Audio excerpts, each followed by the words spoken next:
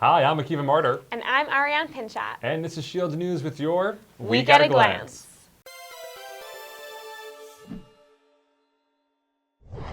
We hope everyone has been enjoying their first couple of weeks of the new semester. YU's Medical Ethics Society is teaming up with JScreen and providing genetic testing for undergrad and graduate students.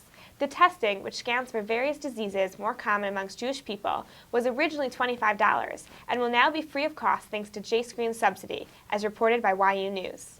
Additionally, a genetic counselor will be on site to answer questions you may have in regards to genetic testing. President of the Medical Ethics Society, Rebecca Garber, told Shields News that, quote, "The decision to get screened is one of the most important things you can do for yourself and your future. We are doing everything possible to make the screenings as convenient as possible. Now it's up to you to show up and invite your friends." To stress the importance of the screenings, Rabbi Kenneth Brander sent out an email to students this week stating, quote, "YU Roshei Yeshiva encourage students to get tested and to speak to a trained genetic counselor and a knowledgeable halachic authority about any questions they may have." The screenings will be taking place on February 14th during the Sfarim sale, February 15th in the 36th Street Dorm Lounge, and the 16th in Reuben Shul, all between 2 and 6 p.m. For more information about the event and to learn how to pre-register, please visit the event's Facebook page in the video description below. This Tuesday, February 9th, is the last day to add a class to your schedule without permission. So if you're interested in adding a class, do it as soon as possible. Save 3 lives this Tuesday and Wednesday by donating your blood. The Barron Campus Blood Drive will be taking place in the 36th Street Dorm Lounge from 3 to 9 p.m. Sign up for this important event by clicking on the link in the video description below. The save the date for the annual Cy Sims Gala Awards dinner was sent out this week. The dinner will take place the night of April 14th, so mark your calendars now. In other exciting news, New England Patriots owner and well-known philanthropist Robert Kraft will be the keynote speaker at this year's commencement ceremony. In addition to delivering a speech, Kraft will also be receiving an honorary degree from YU. And now over to Yoshua and Abigail with events. Hi, I'm Yoshua Zerman. And I'm Abigail Adler. Start your week off right by joining the Israel Club Monday night for Salach Shabbati, an Israel comedy film about immigration and resettlement. The film will begin at 8:30 and first 2:13. Are you interested in making Aliyah one day? Join the Bnei Akiva Society in their event titled Transition to the Israeli Workplace, Tips and Tricks. Life coach and motivational speaker Abby Dishy will be speaking about ways to make your transition into the Israeli workplace as smooth as possible. The speech begins at 7:30 in the Reuben Shul. Also on Tuesday night, come join the Accounting Society and hear from Jeffrey Hochberg, tax partner at Sullivan and Cromwell, as he speaks about his experiences as an observant Jew in a large law firm.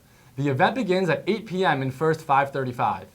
And if neither of these speeches on Tuesday night are relevant to you, there is still more to choose from. Mr. Matthew McInnes, former senior analyst for the Department of Defense as well as an expert on Middle East policy at the American Enterprise Institute, will be joining YU undergraduate students for a conversation on ISIS. This will begin at 7:30 p.m. in Yugoda Commons.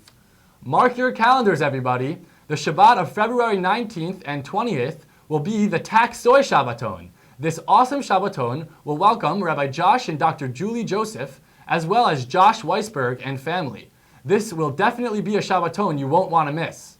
Between all of the exciting events taking place this week, don't forget to take time to stop by the Sepharim sale in Belfer Hall. The sale is only going on for a limited time, so be sure to check it out while you still can.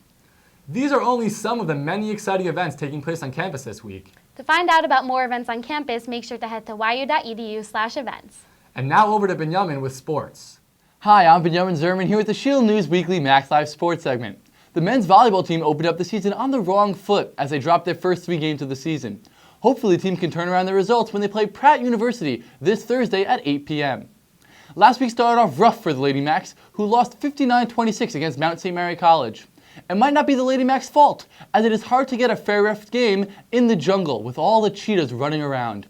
They look to improve their record with 3 away games this week. They play Tuesday at 8:30 p.m. versus Pratt Institute, Thursday at 8 p.m. at the College of Old Westbury, and again on Sunday at 1 p.m. at the Sage Colleges.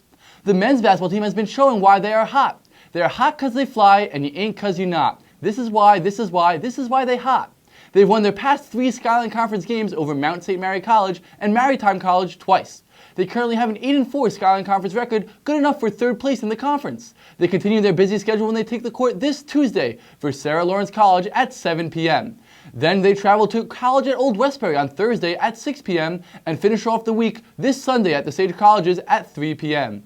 That's it for me here. For more Maccabee scores and updates, be sure to check out yumax.com. Let's go Max! Well, that's it for this edition of Week at a Glance. Be sure to check us out on Facebook, Instagram, and Snapchat. I'm Akiva Martyr. And I'm Ariane Pinchat. And you're watching Shield News.